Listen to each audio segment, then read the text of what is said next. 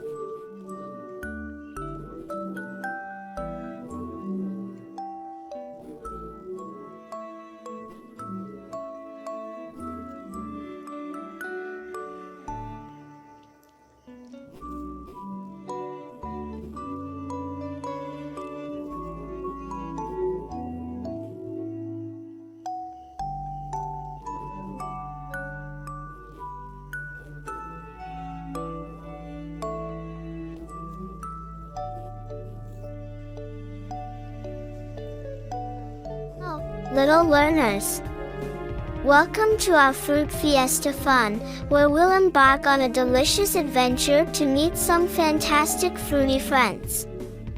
I'm your fruity host, and today, we're going to explore the world of fruits together. Are you ready? Alright, let's kick off our Fruit Fiesta with the star of the show, the mighty and nutritious apple. Hello, kiddos. Apple is here, the crunchy and juicy friend you should always have around. Apple is not just tasty, apple is loaded with fiber, which keeps your tummy happy. Plus, apple's got vitamins to make your bones strong. So, next time you see apple, take a big, juicy bite. Wasn't apple awesome? Now let's meet someone who's as sweet as can be.